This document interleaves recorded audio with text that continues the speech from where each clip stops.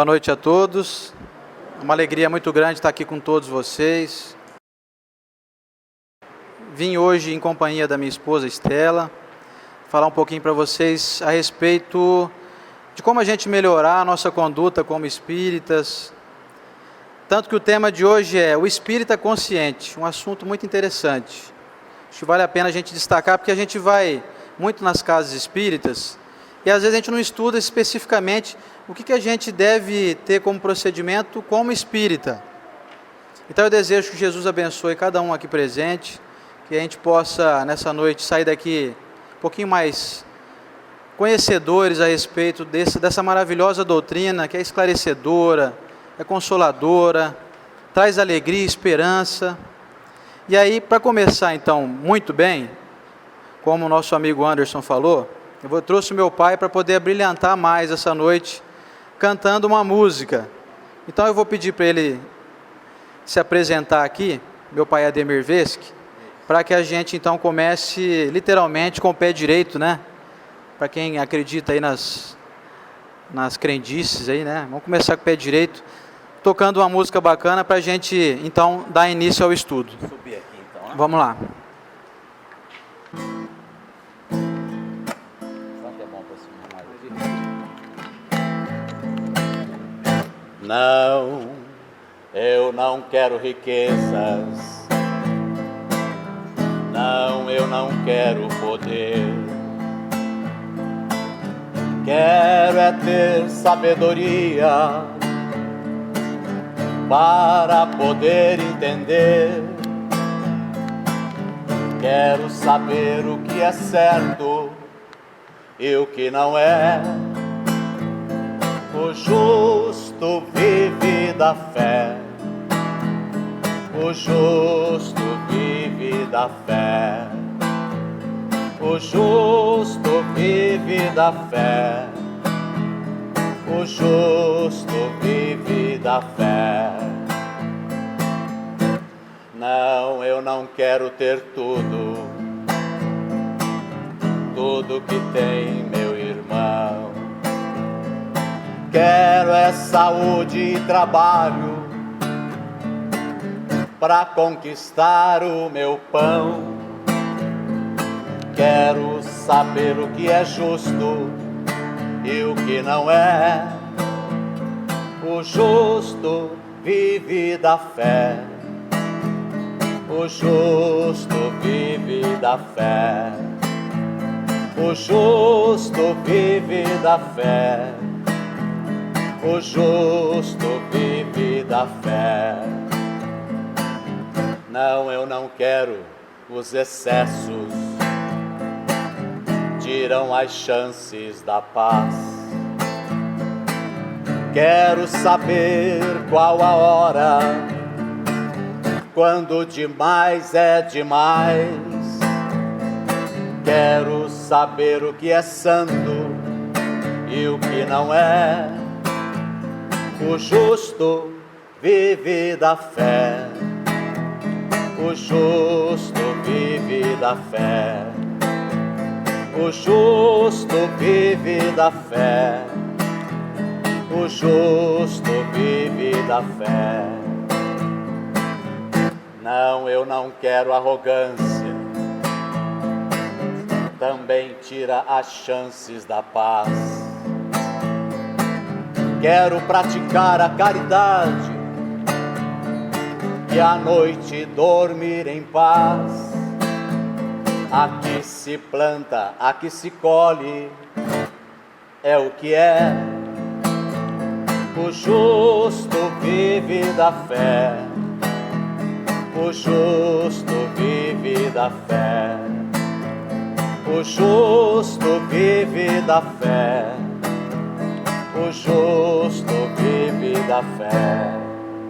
O justo compreende, perdoa, faz as pazes, esquece, não agride, ajuda. Se tiver que sofrer, sofre ele. Se tiver que perder, perde ele. Porque ele sabe que existe algo maior do que tudo isso. O justo vive da fé, o justo vive da fé, o justo vive da fé, o justo vive da fé nas palavras de Jesus Cristo, é claro. Muito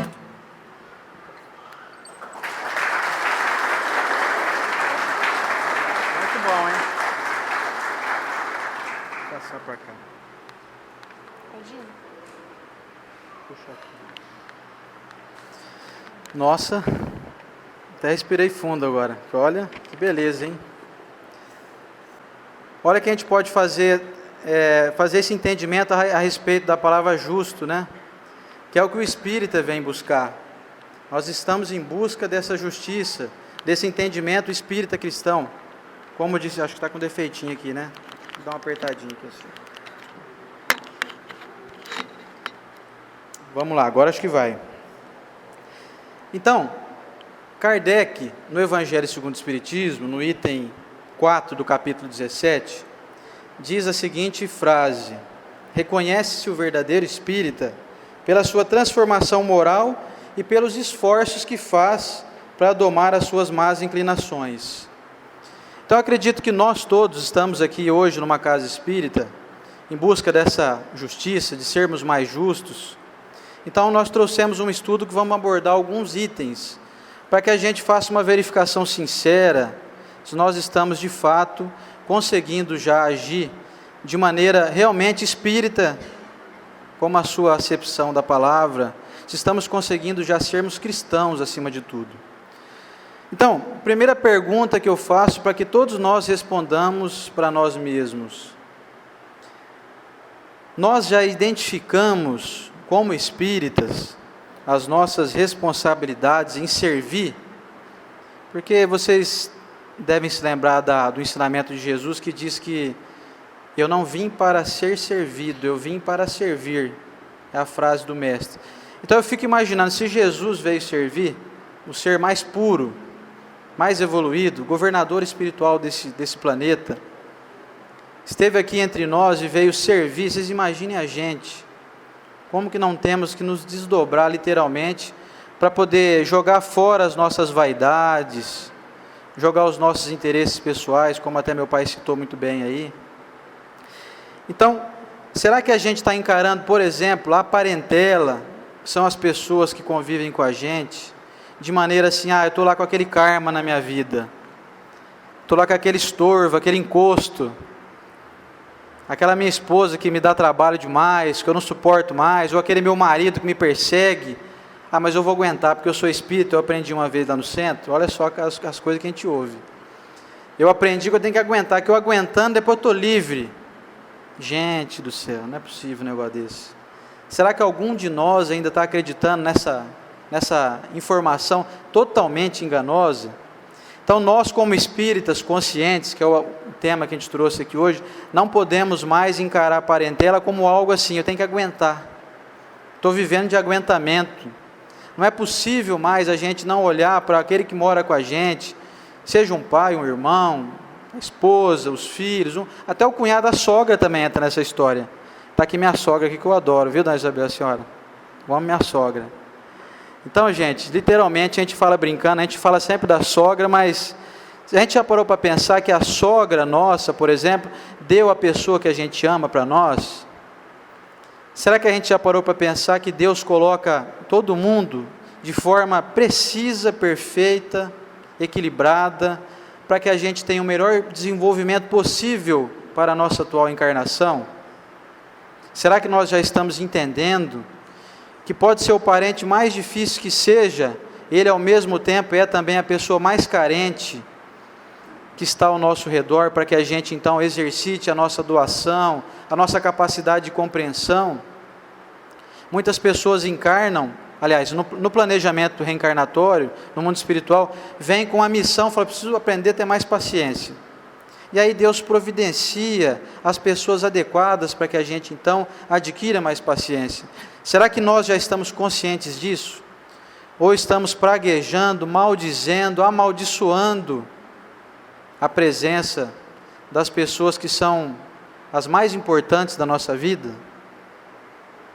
Aí alguns podem dizer assim: não, mas você não conhece meu parente lá, que lá é caso complicado demais, mas dá um trabalho que você não faz ideia. Pode ter certeza, se Deus colocou você no caminho dele, ou ele no seu caminho, bons propósitos existem. Porque como o mestre disse, não é colocado no seu ombro um fardo mais pesado do que ele possa carregar. Então observem como que a doutrina espírita é tão maravilhosa, que ela, independente de ser a doutrina dos espíritos ou a doutrina espírita, ela fala de Jesus. Então ela veio traduzir os ensinamentos que Jesus trouxe há 2000 anos, que são simples, não tem dificuldade de entendimento. São incessantes os ensinamentos que nos falam de maneira cabal, de maneira muito clara, que cada um que está no nosso caminho, principalmente e acima de tudo, a nossa família, são as pessoas mais importantes para o nosso desenvolvimento.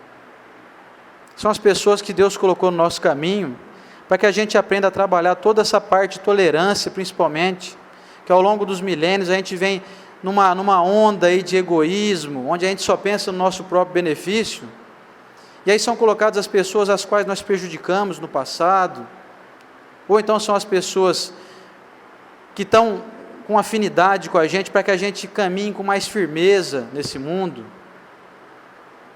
Não cabe mais a nós ficarmos querendo enxotar parente de casa, brigar com parente, não ir mais, não visito mais, não ligo mais, não estou nem aí, deixa para a próxima encarnação que eu me viro. Já ouviram falar isso? Gente, nós ficamos em média, diz a espiritualidade, 100 anos no mundo espiritual, programando estar aqui, e agora nós estamos aqui, e a gente vai deixar para a próxima de novo? Nós vamos ficar então empurrando com a barriga literalmente? Será que nós estamos sendo realmente espíritas quando a gente desiste das pessoas? Vocês já imaginaram se Jesus desistisse da gente? Com as nossas incontáveis falhas, com a nossa incapacidade de pelo menos se preocupar um pouquinho com o bem-estar do outro, que aquele outro que é o difícil, ele é uma pessoa de grande sofrimento, é um grande sofredor, é uma pessoa que está doente. Será que nós estamos olhando para as pessoas difíceis ao nosso redor e enxergando elas como pessoas que estão gritando por socorro e que muitas vezes esse socorro virá pelas nossas mãos? Então, vou passar a bola um pouquinho para a Estela aqui, para vocês não enjoarem de mim, né? Não ficar aí muito reflexo aqui dessa careca aqui, batendo um ar aí no rosto de vocês. Então vai a Estela agora, para melhorar um pouco a beleza aqui do ambiente, né, Estela? A Estela vai continuar falando aqui então um pouquinho. Bom, gente, boa noite. É um prazer estar aqui com vocês, mas seguindo o conteúdo, o Osiander está tentando trazer uma reflexão no qual a gente fica mais consciente como espírita. Afinal, estamos em uma reunião espírita, nos denominamos assim. A pergunta que ele fez: como espírita, já identificamos nossas responsabilidades em servir? Aí por que servir? A gente tem vários relatos no plano espiritual de que quando a gente vai encarnar, a gente fica preocupado. Ai meu Deus, aqui eu tenho tanto amparo, porque a gente fica confortável lá no plano, estudando, só que quando chega o plano reencarnatório, bate uma aflição danada. E aí eles implantam em nossa mente: se você for ficar ligado na espiritualidade e servir, fica tranquilo que você está sendo amparado. Daí o Osiander deu o exemplo aqui: servir como? Servir o parente difícil? Como é servir o parente difícil? Como seria, então, a programação lá de você ter um karma na sua família? A linha da nossa reencarnação é traçada de maneira reta. É você reto para a evolução. Para a evolução. E aí, quem que é o parente difícil? É esse nozinho aqui. Eu tenho que desfazer esse nó para continuar reto. Porque senão a gente para nele. E aí a gente vê aquelas notícias das pessoas desencarnando e falando assim no plano espiritual: eu tolerei o marido 60 anos porque eu tinha certeza que era o meu karma. Aí eu falo assim: então, amiga, mas tolerou como? Você amou. Amar é a palavra, não é tolerar. Amar, porque senão o nó continua. Aí vem a notícia de que ela tem que reencarnar de novo com aquele marido. Ai, que beleza. Tolerei 60 anos. Não, irmã, você amou. O teu índice vai estar lá. Nosso termômetro vai estar lá. Nossas palavras não valem nada. Vai ser nossas ações. Então o Osiander trouxe isso. Identifiquei que eu tenho um karma lá. Ó. Todo mundo sabe o caroço da manga que tem lá em casa. O que eu faço com ele? Eu amo. Se for para piorar a situação, porque a gente vê que tem casal que tem certeza que é para ficar junto. Em determinado ponto da vida começa a piorar, o nó aumenta, o nó fica mais apertado. Ninguém aqui está fazendo apologia ao divórcio, mas seria a hora de pensar no caso. Porque o nó vai ficar mais apertado, vai ficar mais difícil. Vão voltar entrelaçados sim na outra existência. Então a gente tem que afrouxar. Afrouxar entendendo o outro. E aí nessa questão que a gente, como espírita, já identificamos nossa responsabilidade em servir, colocou o parente, pessoas difíceis no nosso lar, e aí a gente coloca assim: servir, essa daí não me pegou não. Em casa eu vivo bem com todo mundo. Todos que Deus colocou na minha frente eu me dou bem. Ótimo. E a gente continua então. Já identificou sua responsabilidade em servir? Servir. Aí a gente fala: servir tem a ver com a parábola dos talentos? Tem tudo a ver. Só que quando a gente pensa em talento, a gente vê o seu Ademir tocando, fala: olha aí, ele serviu a gente hoje. O Osiander, na verdade, pagou um cachê baixo para ele, mas é só entre a gente aqui. Ele veio aqui, tocou para nós com o quê? Essa voz aí ele comprou no mercado? Não. É um dom, é um talento. Tem muito poucas pessoas que não gostam de ouvir uma música boa e escutar um talento nato desse.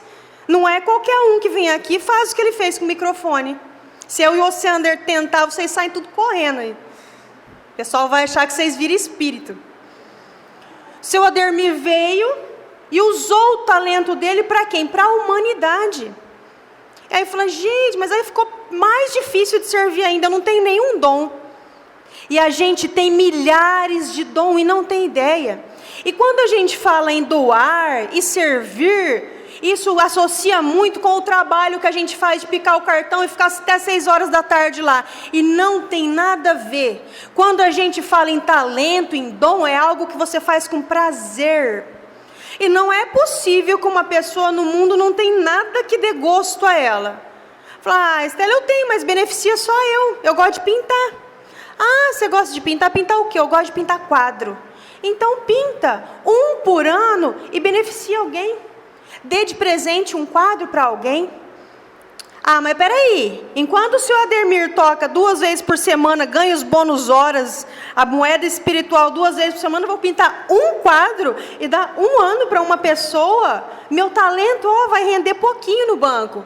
Mas no momento que você acorda e vai comprar sua tinta para pintar nesse dia, você gastou 1 hora para fazer o benefício já. No outro dia eu acordo e vou comprar o pincel. No outro dia eu arrumo a tela. E no outro, e no outro. Quando você viu, quantos dias você trabalhou? Ah, nos 365 dias do ano eu entrei lá no ateliê, tirei o pó do quadro para poder dar o quadro bonito, limpinho para a pessoa. Você trabalhou 365 dias no ano com o seu talento em benefício ao outro. Porque quando a gente fala servir, não significa eu servir o Osiander. Isso é minha obrigação de esposa. Estou tirando o detalhe aqui. Isso é uma obrigação de esposa. Eu tenho interesse com ele. Se eu não servir direito, ele vai arrumar quem serve.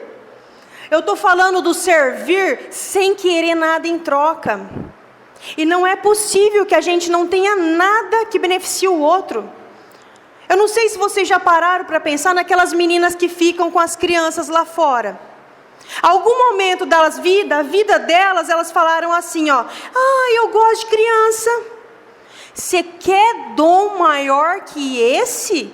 Enquanto os pais estão aqui sossegados ouvindo a palestra, aliviado, podendo ficar com a atenção focada, elas estão lá. Elas estão perdendo a palavra. No entanto, elas estão se doando. Se a gente vier aqui escutar a palavra e não usar, elas estão ganhando muito mais que nós, porque elas estão doando o seu dom. É gratuito isso. Nasceu uma pessoa com o dom de amar crianças, isso é lindo, mas se não for usado em benefício nenhum, só fica da boca para fora. Eu gosto muito de criança, mas você faz o que com isso? Eu amo meu filho. Grande coisa, gente, isso é obrigação. Quando a gente fala de servir a humanidade, vai além da obrigação. Porque toda vez que a obrigação é algo que eu quero em troca, algum benefício. Por que eu amo meu filho? Isso é conveniente para mim? Todo mundo adora ser taxado de boa mãe, bom pai, responsável. A gente quer, na minha velhice, hein? O que vai ser de mim se eu não tratar essa criança bem? Vai me jogar no asilo. Então, lá no fundo da nossa consciência, a gente às vezes trata o nosso filho esperando algo em troca. Agora, aquelas meninas lá, não. Qual é o nosso dom? O que me dá prazer? Essa é a pergunta quando alguém traz esse tipo de reflexão espírita. Eu sou consciente? O que eu gosto de fazer? O que eu gosto de fazer? De repente, eu gosto de andar de moto. Isso não beneficia ninguém. Mas quando você tiver com aquela cara amarrada em casa, em vez de você ficar enchendo o saco da esposa, pega essa moto e vai dar uma volta, então. Você usa em benefício ao próximo. O quê? O seu prazer. Nós temos que encontrar dentro da gente algo que favoreça a nossa existência. Porque a gente feliz, a gente contamina o nosso redor. Mas a gente prefere se fechar num casulo, achar que não tem nada a oferecer e pior, eu só tenho a receber. Enquanto nós não dermos um passo para o outro, e entender que consciência espírita é a gente servir, porque se Jesus, a gente está falando que o progresso dessa encarnação vem até aqui. Jesus vara a lousa adiante. Ele disse que ele veio servir, não aceitava nem ser chamado de bom. Nós pequenininhos assim, temos então que ser o quê? E aí a gente encontra dentro da gente milhões de fatores de poder servir. Começando do lar, indo para fora para os vizinhos, indo mais além, igual o seu Ademir veio aqui tocar, mas fazer coisas com prazer e para o outro. Agora o Oceander vai trazer uma outra pergunta, porque de repente é esse tipo de reflexão, está todo mundo aqui já fazendo. E não é essa a intenção, a gente tem que mexer o pessoal da cadeira, né? Pois é, de vez em quando a gente fala algumas coisas e faz com que literalmente as pessoas se mexam das cadeiras, porque pega no ponto X, vamos dizer assim. Pega no local exato onde a pessoa sente que precisa fazer a mudança. E aí que a gente quer chegar. Nosso objetivo é esse mesmo. Como Jesus veio dizer, né, eu vim trazer a espada, eu não vim trazer a paz, né, literalmente falando. Ele veio trazer o ensinamento. Então nós estamos aqui como, vamos dizer assim, carteiros do mestre, né, como disse o Emmanuel. Nós não trazemos nenhuma informação que seja novidade, apenas a gente vem traduzir, repassar a informação. Então, realmente, o nosso objetivo é esse, fazer com que todos aqui se sintam, em certos momentos, até um pouco incomodados, mas para que a gente saia desse comodismo. Então, eu me incomodando, eu vou me trocar de posição, eu vou conseguir, então, observar onde eu preciso mudar. Nós estamos precisando observar isso, como a Estela falou aí. Será que eu não estou utilizando o que eu sei fazer para beneficiar esse mundo?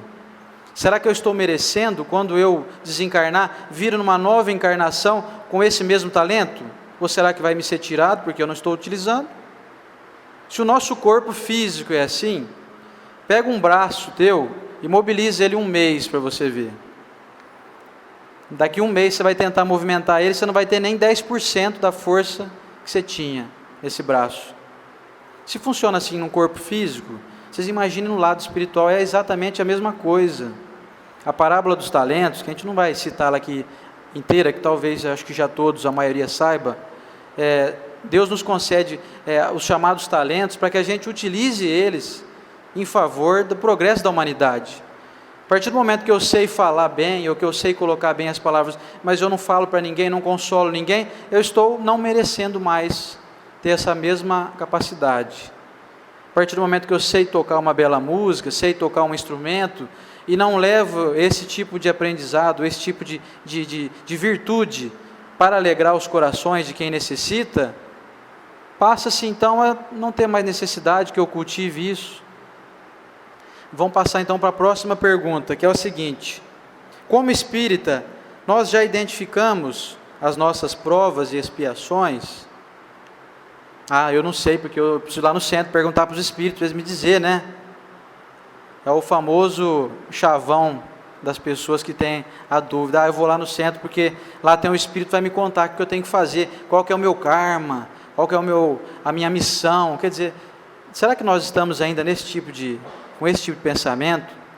Ter que depender de um xamã, de um líder religioso, ou de um espírito incorporado em um médium, para dar coordenada para a gente do que a gente deve fazer? Ou será que está muito nítido em mim, pelo que eu penso, pelo que eu faço, e principalmente pelas minhas questões físicas, por exemplo? Será que pelas minhas capacidades ou incapacidades físicas, já não dá para eu identificar com muita clareza quais são as minhas expiações, ou até de certa forma as minhas provas? Será que qualquer tipo de defeito físico que eu tenha não é realmente para o meu aprimoramento?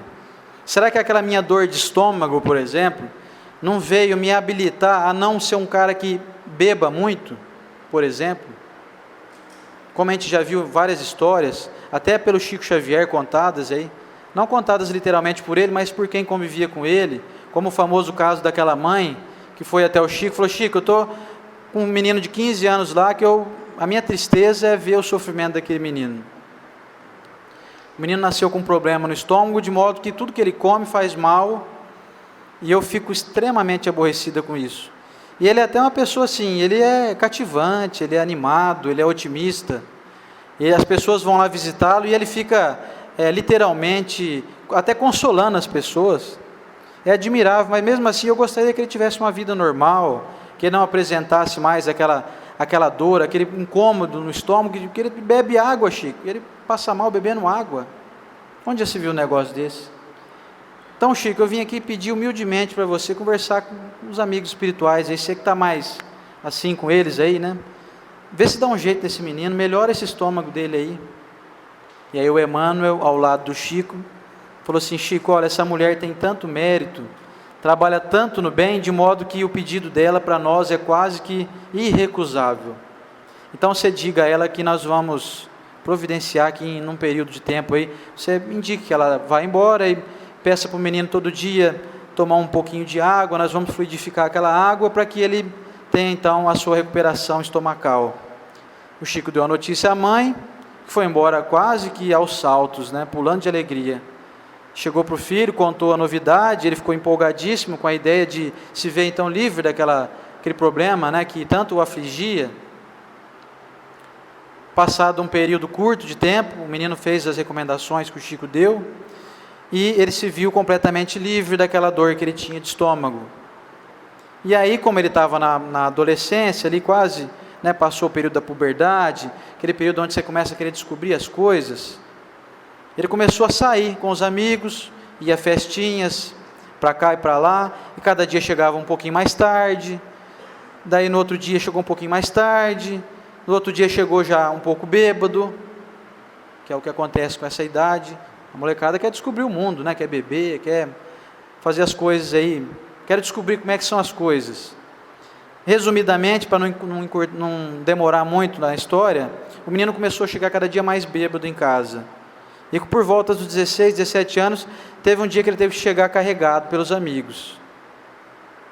E aí um dia ele não chegou, ele caiu lá no meio do trajeto do local que ele estava até o de casa e ficou lá, quase que em coma alcoólico. A mãe entrou em desespero, voltou no Chico correndo. Adivinha o que ela pediu para o Chico? Chico, pelo amor de Deus, fala para os amigos espirituais voltar o problema dele de estômago. que antes ele tinha o problema, ele não podia nem pensar em beber nada. Agora ele está livre, né? Ele está bebendo demais, Chico, vai acabar com a encarnação desse menino. Se ele chegar nos 30 anos aí, sem ter uma cirrose, vai ser um milagre, pelo jeito que ele está caminhando. Então a gente tem que abençoar os nossos problemas físicos.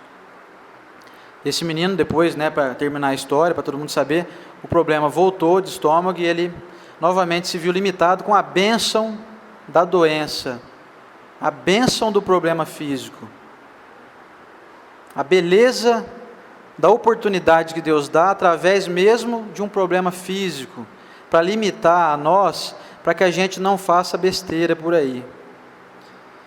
Somos espíritos milenares.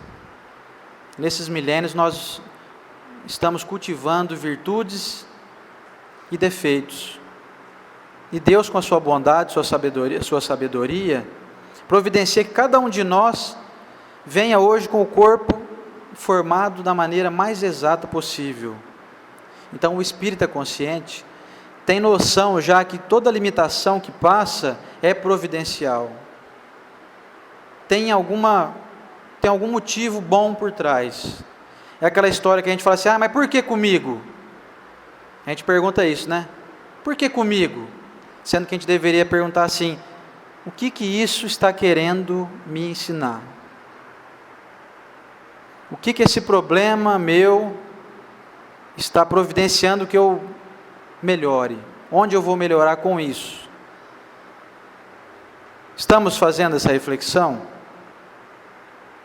Estamos conseguindo agir com entendimento de que Deus nos ama?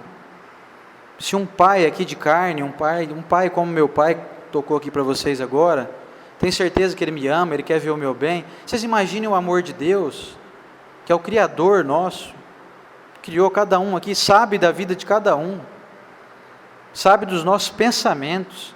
Será mesmo que esse pai amoroso, dedicado, será que ele permitiria que nós passássemos por algo, ou tivéssemos alguma característica física que não fosse adequada para o nosso atual desenvolvimento e para as nossas capacidades?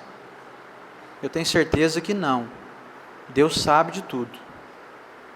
E cada coisa que passa por nós, cada célula desse corpo que nós ganhamos de presente, que é talvez o maior presente que nós ganhamos, para poder manifestar dentro dessa encarnação atual as nossas virtudes, desenvolver as nossas aptidões, aparar as nossas arestas. Sim, é esse corpo mesmo que nós precisamos. Eu tenho certeza que eu preciso dessa cabeleira aqui que eu tenho, não tenho dúvida disso. Eu preciso, não sei, alguma coisa eu preciso aprender com isso. Nós temos que aceitar as nossas características físicas. Então o espírita consciente já entendeu que tudo que está passando e tudo que tem, que ganhou de presente, é o melhor. É o melhor para si. E vamos à segunda parte, então, falando até da questão dessa segunda pergunta.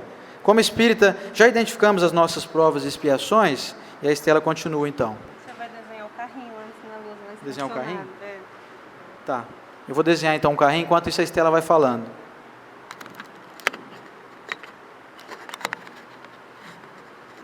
Bom, essa história do carrinho que o Ociander inventou é mais ou menos para explicar o que acontece quando surge em nossa vida. Surge, não é um problema de expiação. Pode ser uma prova que a gente está passando nesse momento, física, na nossa vida. Nunca fiquei doente, de repente eu fico. Aí o Ociander vem e coloca um carrinho aqui. Quem é esse carrinho? Somos nós. E é um carrinho perfeito, abastecido com melhor combustível. Por que somos nós? Porque estamos no Brasil. Temos até hoje um corpo físico bom, trouxe todo mundo ao centro. Capacidade financeira, melhor do que muita gente que a gente conhece em outros países. Então somos um carrinho abastecido. E o que acontece com a tal da doença que vem? A doença vem como outro carro aqui e bate na sua traseira. E aí danifica um pouco do seu carro. Mas por que veio e bateu na sua traseira? Para você poder andar. Aí quando ele fala, por que comigo? Deveria ser, para que comigo? Para que estou passando essa situação? O que Deus quer que eu faça? Como Deus quer que eu comece a agir? Em que momento eu errei? Tudo é uma reflexão. Você não vai receber uma doença à toa na sua vida. Algo está errado. Excesso de orgulho, excesso de vaidade.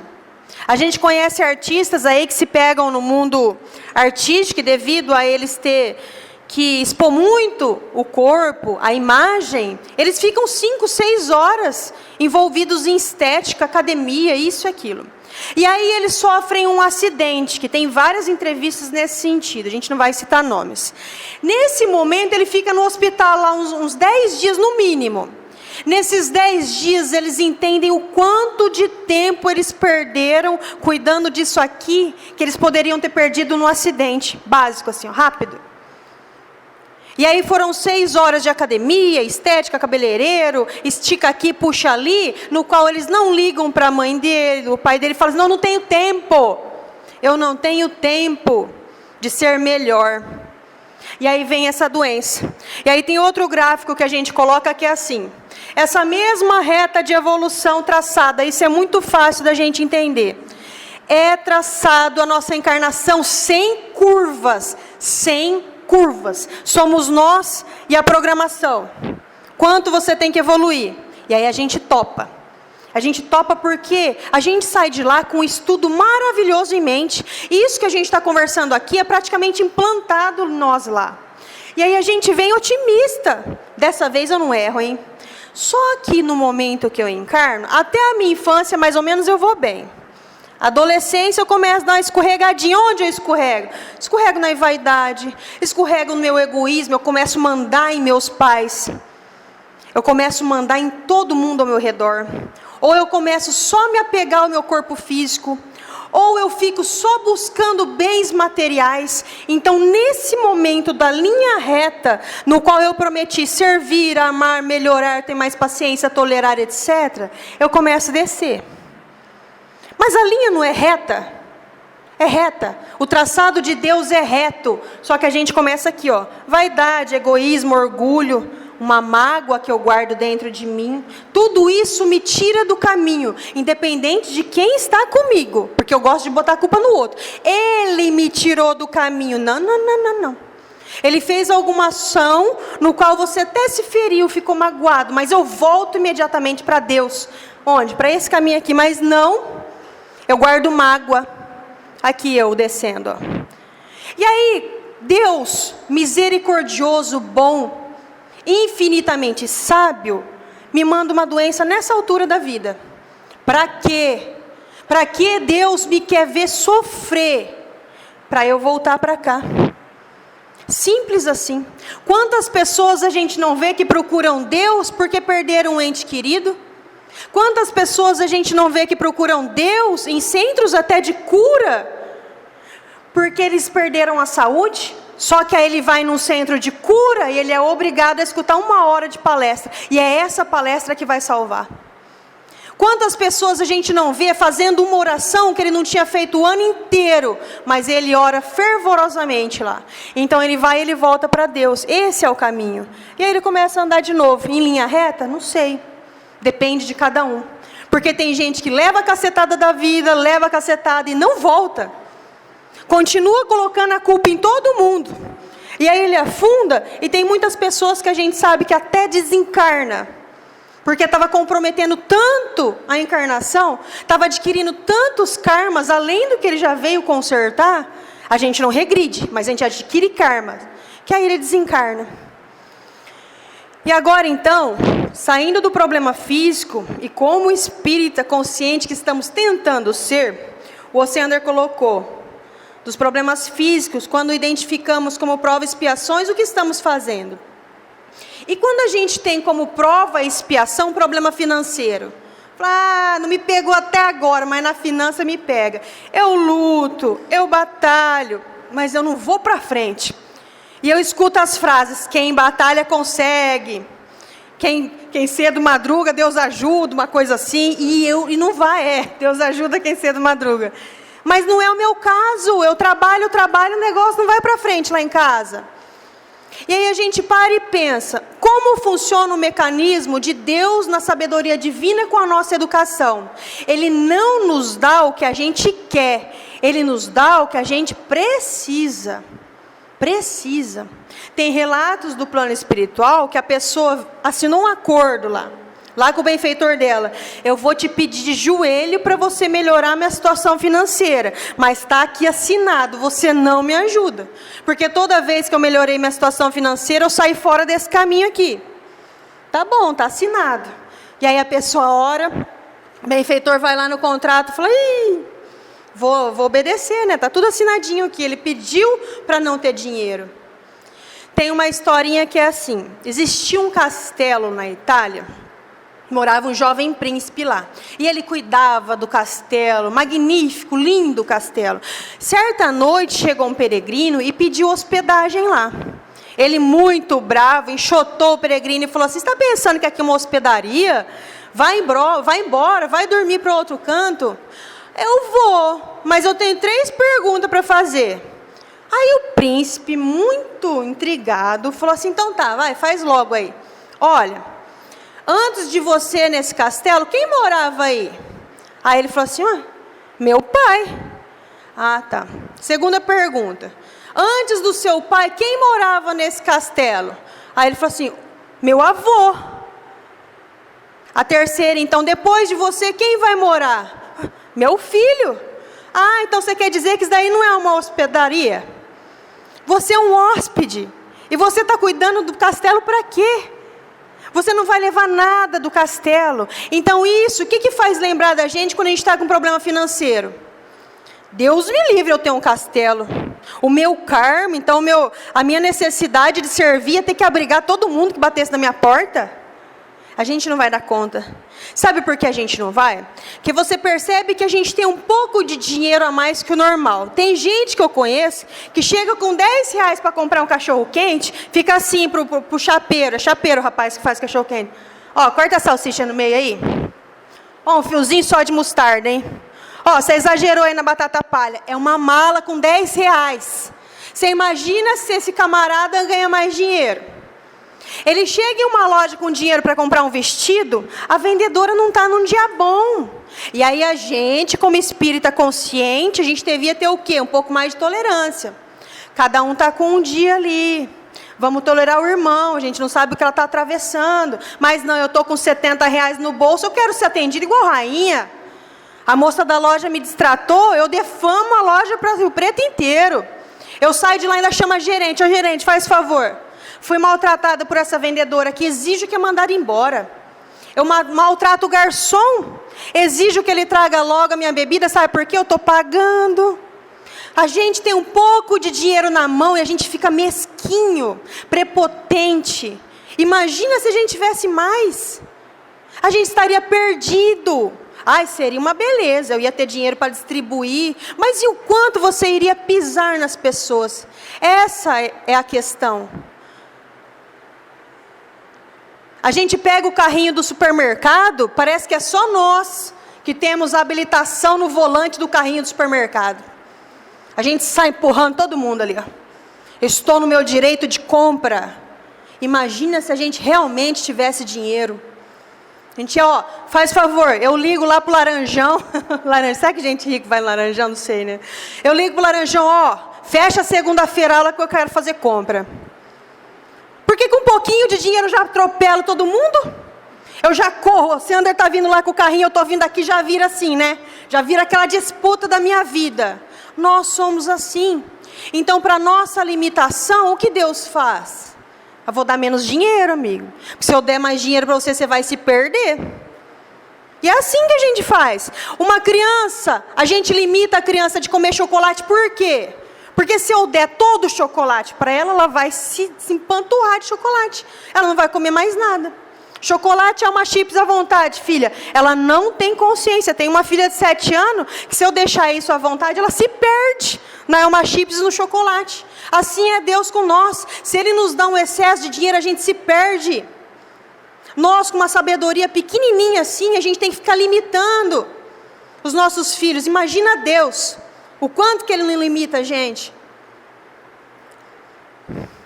Então, no sentido financeiro é esse, mas tem mais. Então, se tem alguém aqui que tem bastante dinheiro, por favor, abra os olhos.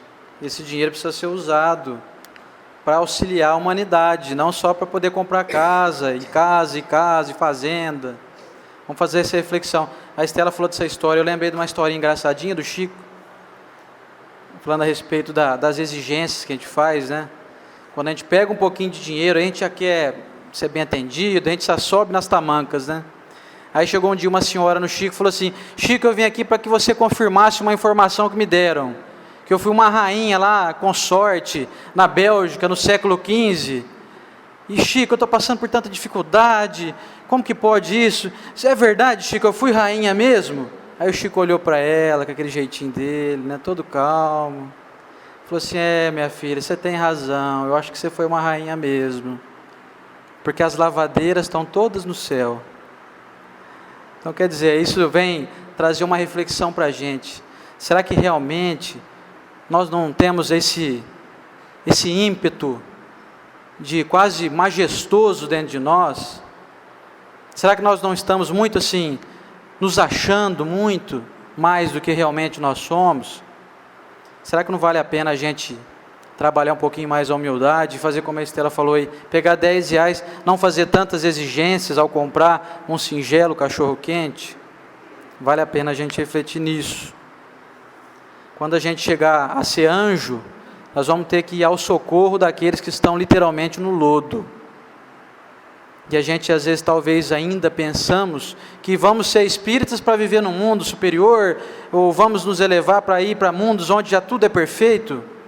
E aí, chegando um dia nesse estágio evolutivo, vamos pedir de joelhos: Senhor Jesus, por favor, permita com que eu vá até esse mundo resgatar os meus irmãos que lá ficaram.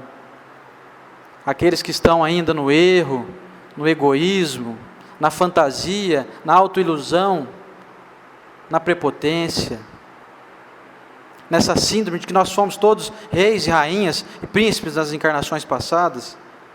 Quer dizer, se eu fui um príncipe na encarnação passada, nessa então é sinal que eu preciso melhorar muito, que eu devo ter sido extremamente arrogante, egoísta e mesquinho.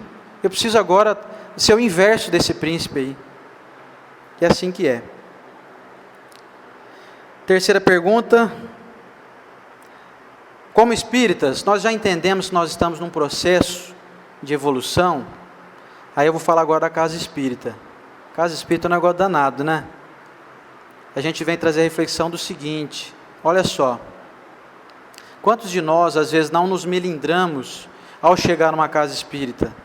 Imaginamos que o dirigente ou as pessoas que lá trabalham, eventualmente já tem quase como uma auréola em cima do topo da sua cabeça. Será que nós não estamos exigindo demais das pessoas que, assim como nós, estão em busca também de automelhoria? Será que não estamos exigindo muita perfeição daqueles que são exatamente como nós somos, sem tirar nem pôr nada? Será que nós não precisamos avaliar se nós não estamos fazendo da casa espírita um local onde as pessoas devem nos servir obrigatoriamente? E sair totalmente fora desse ensinamento que eu falei aqui inicialmente, que nós deveríamos ir à casa espírita para servirmos. Quantas pessoas que eu conheço, gente, a gente anda para essa cidade toda aqui, conhece gente de várias casas espíritas, pessoas que pulam de centro em centro, porque lá o dirigente faz isso, lá tem uma pessoa que me destratou de tal forma, lá naquele lugar o pessoal não tem pontualidade. Será que a gente não entendeu ainda que perfeição só vem de Jesus? Será que nós vamos ter que esperar então Jesus reencarnar e ser dirigente de algum centro espírita aí para a gente poder começar a frequentar? Será que não vale a pena a gente então nos colocarmos como servidores e deixar de sermos sanguessugas, literalmente, da casa espírita? Que é um lar abençoado, por mais que tenham problemas, pessoas com deficiências ou com dificuldades lá, é lá onde nós vamos poder exercitar a nossa caridade, principalmente com os nossos irmãos trabalhadores, cada um com as suas dificuldades. Um tem pontualidade, outro às vezes fala algo que não devia, outro às vezes é meio inconveniente, meio agressivo com as palavras, meio arredio à disciplina doutrinária, mas cada um está dando o melhor de si. Então a pergunta é essa: será que nós já entendemos que nós estamos no processo de evolução? Nós todos. Será que a gente não está na hora chegada já da gente descobrir que as pessoas que estão aqui compondo essa casa, e outras várias por aí, todas estão em busca de serem melhores?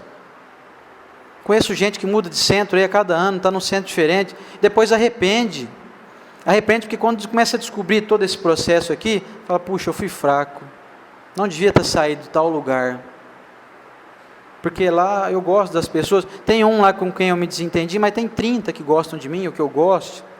Será que esse então, não foi colocado no nosso caminho, para que a gente trabalhe esse orgulho nosso, essa inflexibilidade? É uma pergunta que nós temos que fazer. Se tem alguém aqui, por exemplo, eu até citei aqui, até marquei aqui, com o nosso querido Anderson, com o Leonildo, né, com o Cláudio Serafim, com a Nayara, nossa amiga aí.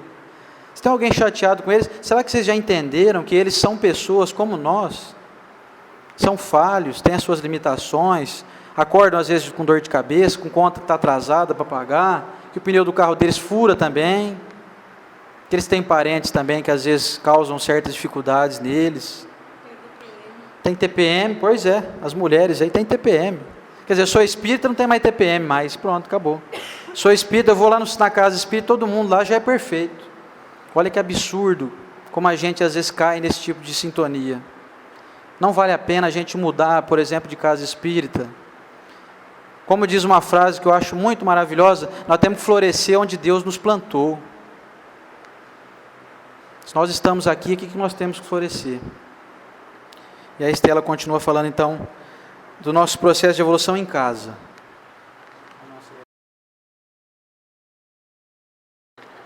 Bom, na casa espírita ficou claro então o tamanho do nosso milindre, já que como espírita consciente eu entendi então que todos estão aqui em um processo de evolução. Mas o que acontece quando a gente se depara em casa? Eu sou espírita, e quantas vezes a gente chega, um amigo nosso, e fala assim: ó, eu sou espírita, mas a minha mulher ela é excelente, mas ela não é espírita. Aí você fala assim, então repete a frase: a minha mulher é excelente, mas ela não é espírita. Se ela é excelente, ela já está além. O espírito está sendo conduzido a ser excelente. Por que a gente vai exigir de uma pessoa que ela tem a mesma religião que a nossa? Quantos de nós não acreditamos na reencarnação? Por quê? Por que a gente tem esse conhecimento? Evangelho segundo o Espiritismo, no capítulo 12, traz a seguinte informação para a gente. O Espiritismo não vem trazer uma nova moral. Ele vem trazer um entendimento para a gente utilizar a moral de Cristo. Então significa que em um determinado momento da minha vida, eu vejo a estrada reta que me conduz à luz. E eu entendo que os outros estão aqui, ó. Eles estão fazendo curva, eles estão com rituais, eles estão cheios de coisas lá que vai demorar para chegar na luz. Só que eu, como espírita, eu só enxerguei a estrada. E outras crenças já estão lá na curvinha, mas estão lá com mais fé, com mais perseverança, acordando 7 horas da manhã no domingo, acordando todo mundo lá para pregar a palavra de Cristo. E a gente, como espírita, a gente está aqui criticando ele que está lá. Então é como aquela fábula da lebre e da tartaruga. A lebre vai parando, achando que... E o outro alcança a gente lá pela beira, cheio de ritual. Quem que já não foi numa missa, que não viu uma pessoa orando e tomando hóstia com tanta fé, que você tem vontade de arrancar a fé da pessoa e enfiar em você? E você na estrada do assim seja, porque a gente traduziu o amém de todo mundo, né? Será que é só isso? Será que é só isso que o Espiritismo traz para a gente? É a nossa moral que vai nos elevar. E a gente critica o que ainda não acredita na reencarnação. Conheço amigos que quando eles conhecem o Espiritismo, eles falam assim: nossa, quando será que a ciência vai conseguir comprovar a reencarnação? Aí eu falo, peraí, eu e você já acreditamos, certo? Certo. Se eu acredito na reencarnação, então significa que eu não deveria mais sofrer por apego. Ah, minha mãe morreu, Oceander, que legal. Eu sei, eu acredito na reencarnação. Então o espírita não sofre mais só porque ele acredita? Por que a gente quer provar para o outro a lei da reencarnação, sendo que dentro de nós está fraquinho assim o entendimento? No máximo que a gente anda aceitando é a comunicação de espíritos. A gente gosta de fenômeno, a gente gosta de uma carta, a gente é espírita e fica louco por uma carta psicografada. A gente não acredita que a gente vai encontrar a pessoa no outro plano. A gente desespera. Conheço espíritas de longa data que quando a mãe desencarna com 81 anos, dormindo na cadeira, fica em depressão 3 anos. E aí é essa pessoa que está aqui, ó, eu estou na estrada que me leva em um direcionamento mais reto possível, porque ela fica lapidando a sua moral. Ninguém em uma casa espírita, senta aqui, irmão, vou te fazer o auxílio fraterno, nele eu vou conseguir tudo o que você quer, você vai prosperar, você vai conseguir aquela pessoa querida de volta, que você terminou o relacionamento. Ninguém na casa espírita promete não. Significa que nós temos uma fé racional. Só que a gente para só no entendimento e não pratica. Significa que a gente para aqui. Enquanto o outro, de outra crença, que não acredita em reencarnação, Deus me livre de falar de espírito, isso não existe, ele está lá andando na caridade, ele está andando na fé, ele está lapidando orgulho, ele entende as parábolas quando ele vira e chega primeiro que a gente. Mesmo a nossa mensagem sendo clara, eles caminham lentamente e chegam primeiro que a gente. A gente está com a mensagem clara na mão. E fica aí querendo que comprova a reencarnação. O que a gente faz com a reencarnação comprovada? Porque dentro de mim já está comprovado. Mesmo assim a gente gasta horas com o material. A gente quer tomar conta da vida dos nossos filhos. Se a reencarnação já está comprovada dentro de mim, eu acredito que a minha filha de 7 anos já é um ser milenar, rica em experiência, ricas em vícios do egoísmo, do orgulho. E por que quando ela nasce do meu ventre, eu adoto eu penso que ela é um boneco de massinha que eu vou moldando? Porque nós não entendemos a lei da reencarnação. Nós não entendemos que a gente coloca ela nessa estrada. A única responsabilidade dos pais deveria ser: coloquei na estrada, não vou caminhar com as pernas dela, não vou sofrer pelo meu filho. Porque Deus tem todo o poder de fazer esse irmão, vou jogar luz nele, e ele não faz. Por que eu quero fazer isso com o meu filho? Está no momento dele, aí eu sofro. E quando eu sofro, eu paro de evoluir. Porque eu deixo de ter fé. Então o que a gente está fazendo como espírita consciente com as leis que a gente conhece? Com o processo evolutivo. Agora o Osiander vai falar um pouco. Como espírita, eu já entendi como funciona o passe, a comunicação mediúnica e a reencarnação. Interessante que muitos de nós ainda temos aquela infeliz ideia: vou no centro espírita que eu preciso tomar passe hoje. Vejam bem, eu deixo claro que nós não estamos fazendo apologia para que as pessoas não tomem mais passe, não é isso. Mas nós temos que vir à casa espírita para buscar o conhecimento, o entendimento. Então a gente fez uma analogia para poder exemplificar, para vocês entenderem o que a gente quer dizer. Vir tomar o passe é semelhante àquele cafezinho que você toma depois do almoço. Ele não nutre a gente. O que nutre a gente é o almoço. E o almoço é a doutrinação, é a evangelização, é o conhecimento do ensinamento do Cristo, da codificação por Kardec, das informações. Sem esse tipo de mudança de cogitação, mudança de atitude moral, tomar passe não adianta. Chegou um sujeito numa Iluz uma vez e falou assim: fiz um tratamento num centro aí, e faz 7 anos que eu estou indo lá tomar passe, minha vida não melhora. Nós ficamos realmente assim, espantados com essa informação. Perguntamos para ele: mas como você está tomando passe faz 7 anos? Foi, não é assim que faz? Centro espírita não é assim que faz? Vai lá, toma o passe, né? Mas você não tem feito nenhuma aula, nenhuma evangelização, nada? Não, eu de vez em quando eu assisto uma palestra, mas eu fico esperando o passe, eu chego lá para tomar o passe, né? Porque me falaram que eu tinha que tomar passe. Então nós não podemos mais cair nessa armadilha. Ficar tomando passe quer dizer só tomando um cafezinho depois do almoço, esperando que o nosso corpo fique nutrido de vitaminas. Deixamos o arroz, o feijão ali, a salada, deixamos de lado para tomar só o cafezinho. Então, de vez em quando você está mal, você chega ao centro, venha tomar um passe, sim. Venha reequilibrar suas energias. Teve uma notícia ruim, descobriu que está doente. Nós não somos de ferro, nós não somos perfeitos. Então, venha sim tomar o seu passe. Venha dar a oportunidade dos trabalhadores da casa de te darem um passe, né, de fazerem um passe, mas entendamos nós todos, de uma vez por todas, que o que vai nos curar é a mudança moral, é a mudança de entendimento em relação à vida. É isso que vai curar a gente, para a gente não ter que ficar doente, para depois ter que pensar que vai tomar passe. Então agora vamos a outra pergunta, e finalizando a última, como espírita, eu já descobri a mensagem fora da caridade não há salvação? Então a Estela vai falar sobre isso. Havia um senhor que tinha 3 amigos, no qual 2 ele adorava, e mesmo esse gostando muito dele, ele não simpatizava muito. Certo dia ele foi acusado e teve que depor em juiz.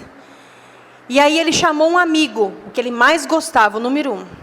Aí ele chamou esse amigo, o amigo esquivou e falou: não vou com você não, tenho medo dessas coisas, vai você sozinho. Ficou triste, chamou o segundo amigo, o que ele mais gostava depois desse primeiro.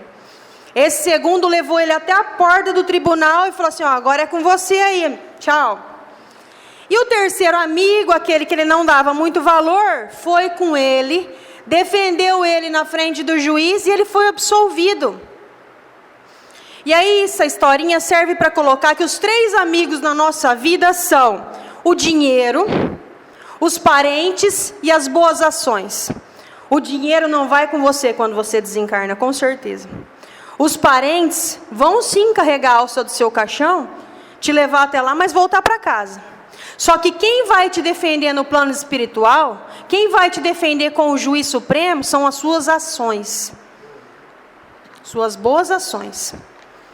Então essa história faz a gente pensar: o que eu estou fazendo para me defender? Mas eu não tenho tempo. Essa história do tempo é difícil, né? Que a gente coloca quanto tempo da nossa vida para fazer tudo o que a gente gosta, mas a gente não acha o bendito do tempo da caridade. Eu não tenho dinheiro. Eu não tenho dinheiro, mas eu também não tenho um sorriso. Eu não tenho dinheiro, mas eu não tenho uma palavra amiga. Eu não tenho um conselho. A amiga leu aqui uma mensagem antes, que você não precisa de intelecto muito grande para deixar um bilhetinho para uma pessoa que está prestes a se suicidar. A gente sempre tem recursos para fazer a caridade. E como o tempo excede, a gente é obrigado a terminar, né? Eu agradeço a todos. O Oceander agora vai dar uma mensagem para essas pessoas que não se encaixam em tempo de caridade. Fala: eu não tenho tempo. Então a gente tem uma maneira muito boa de colocar aqui, né? Vocês devem estar observando que nós dois estamos vestindo essa camiseta. Camiseta da Fraternidade Sem Fronteiras. É uma ONG criada por um cara chamado Wagner Moura. Não é aquele ator da Globo lá que fez o Tropa de Elite, não é outro Wagner Moura. Esse Wagner Moura criou essa ONG para poder salvar vidas, literalmente. Ele fez um projeto em Moçambique, na África, onde ele descobriu que lá vivem, vocês vão ficar pasmos com essa informação, mais de 3 milhões de crianças órfãs abandonadas. Nós sabemos todos que a África é um país já literalmente abandonado pela sociedade mundial, onde os governos prestam informações, assim como, por exemplo, gastam milhões, bilhões com armas, mas se esquecem dos nossos irmãos africanos que passam fome. Isso a gente já sabe. Agora, vocês imaginem, dentro desses excluídos, que são geralmente, de modo geral, o povo africano, dentro de Moçambique, que é um país grande até da África, tem crianças que vivem em aldeias, às milhares, cuidadas por outras crianças também órfãs. vocês terem ideia, a água que eles bebem lá é cinza, não tem outra água para beber. E são 3 milhões de crianças que vivem em completo abandono e que estão sendo cuidadas por essa entidade, por essa ONG chamada Fraternidade Sem Fronteiras. Então eu convido a todos aqui a visitarem o site, verem os vídeos, várias pessoas, vários até artistas estão aderindo a essa proposta, onde que com R$50 por mês, você livra uma criança, você dá dignidade para uma criança, ter o direito pelo menos a comer algo digno, ter uma alimentação que não se resuma somente a mandioca amassada com água e sal. Vocês imaginem comer mandioca amassada, crua, que é escassez total.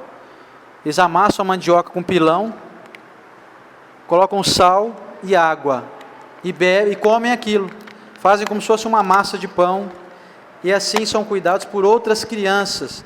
Tem criança de 7, 8 anos de idade, que está cuidando de 10, 15, de 5, 4, 3, que foram literalmente abandonados pelos pais, ou então ficaram órfãos mesmo por conta da guerra, da fome, por aí afora. Então vale a pena, vocês perdoem a gente estender um pouco o tempo aí, mas é uma informação muito valiosa. Está aqui o site, quem quiser visitar, www.fraternidadesemfronteiras.org.br. Por favor, visitem, adotem uma criança, é uma entidade muito séria, é encabeçada pelo Wagner Moura, que é uma pessoa muito idônea, pelo nosso querido Andrei Moreira, médico de Belo Horizonte, presidente da Associação Médica do Estado de Minas Gerais. Tem vários artistas já aderindo, como o Reinaldo Gianecchini, tem o Haroldo Dutra Dias também, nosso orador aí tão conhecido, que já aderiu a esse projeto maravilhoso, onde eles fazem 3 visitas por ano, equipes que querem vão até a África visitar lá em loco e dão dignidade, dão vida para pessoas que estavam literalmente abandonadas completamente.